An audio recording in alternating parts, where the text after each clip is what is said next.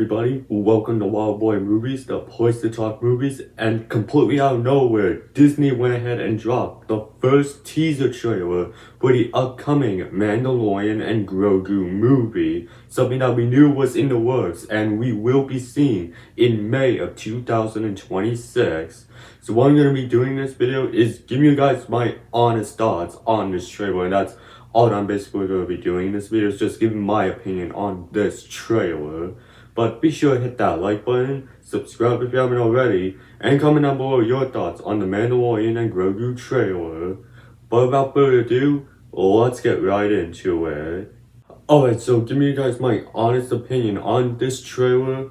I thought it was a good trailer. It wasn't really anything that got me very much looking forward to this movie. It was just a trailer that got me interested to go ahead and check this movie out. Now, I've really only watched the first season of The Mandalorian, and that was back when Disney Plus first launched back in 2019. I watched that entire first season, and seasons 2 and 3 I didn't really watch. I wanted to, but hadn't gotten around to watching those two other seasons. So I'm curious if this Mandalorian and Grogu movie will be like essentially like friendly to newcomers to The Mandalorian who haven't seen this series and who want to watch this movie for the first time. Would it be friendly to newcomers to The Mandalorian series, or will it just be like a full-on continuation? Like, I know it is a continuation from season 3, but will it be so much to where the viewer who hasn't seen The Mandalorian is just confused on what's going on? It's kind of like what happened with Marvel and with the Disney Plus series, where they had shows that were so interconnected with some movies like WandaVision and Doctor Strange in the Multiverse of Madness, or Ms. Marvel and the Marvels, to where if you haven't seen any of those shows and went in to see the Marvels or Doctor Strange 2, you might have been confused on what was going down. But either way, it's great to see Grogu back in the Star Wars franchise since we last saw him in season 3, and in fact, one of the few pops I still have is this Grogu Funko Pop with him with the cup. And it was back when we were still calling him Baby Yoda or the child. But I am liking some of the action sequences that we are seeing in this trailer. I mean, the big one that I definitely want to talk about is like this scene where we got the AT-AT walkers going through like this tight edge on like a cliff, and one of them explodes, presumably by the Mandalorian in like an action sequence, and falls down the mountain or cliff. That honestly looked very cool, and we know that from previous footage that was shown at like D23 or Star Wars Celebration, we know there will be a sequence where there will be the AT-AT walkers. Now, I'm just wondering where those come into play, because in the Star Wars timeline, The Mandalorian is set after Return of the Jedi, which is where the fall of the Empire happens, with Palpatine dying, or so we thought at the time. But yeah, I'm very excited to see how this particular action sequence would go down, and whether or not it will be feeling like too much copying from Empire Strikes Back, or they do enough to make it their own.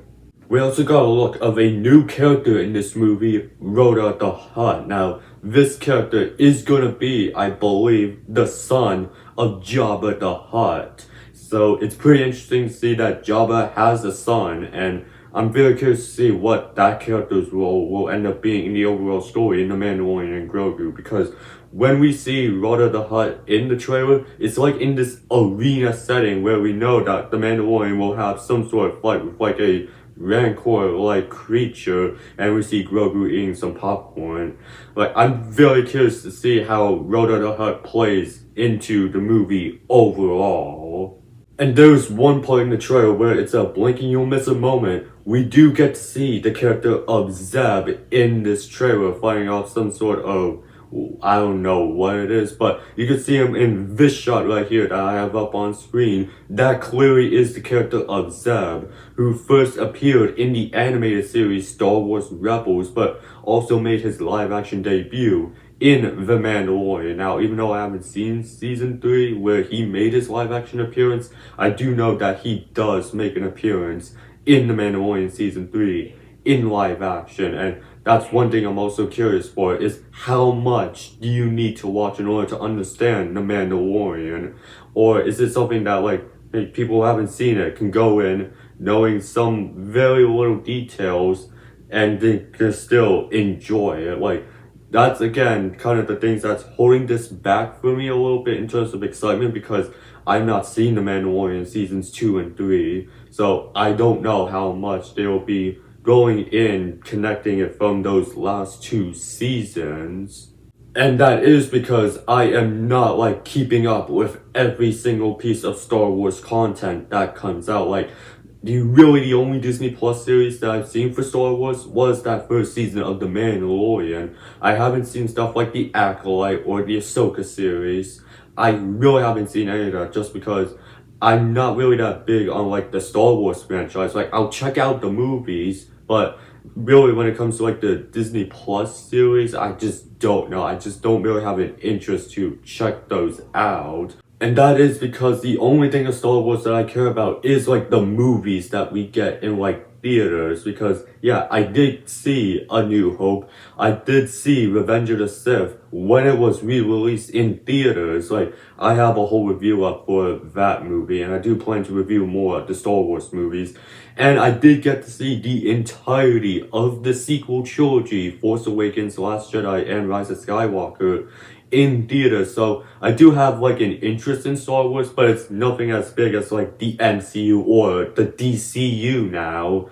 Really, I just mainly focus on the movie side of Star Wars. And The Mandalorian and Grogu being a movie, I'll definitely check it out, but I just don't know if I'll end up liking it, because I don't know if it'll have too much stuff from those last 2 seasons that I haven't seen for The Mandalorian, and it might confuse me since I haven't seen any of those seasons. But the last thing I'll end off with this video is how this movie could go ahead and perform at the box office, because this is the first Star Wars movie that we're getting in 7 years. The last one that we got was Episode 9, The Rise of Skywalker, and we've only gotten TV shows ever since. And this will be the first Star Wars movie to be back on the big screen. Now, I'm very curious to see how this movie and the following Star Wars film, Starfighter from director Sean Levy, is going to go ahead and perform in theaters, just because it's been so long since Star Wars has been in theaters and has had so much backlash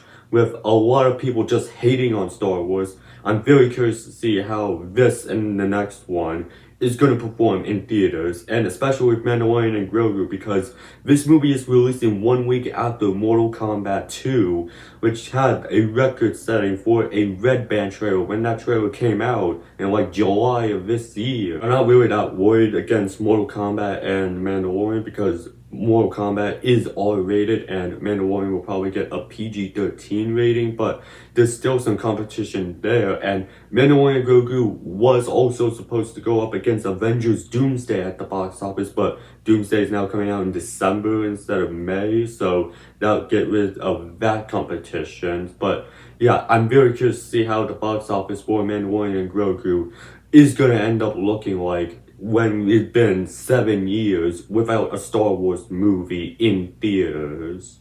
But that was my thoughts on the trailer for The Mandalorian and Grogu. I want to hear from you guys. What are you guys' thoughts on this trailer? Go ahead and leave your thoughts down in the comment section. And while you're at it, be sure to hit that like button, subscribe if you haven't already, and I will see you in the next video. And have a great day.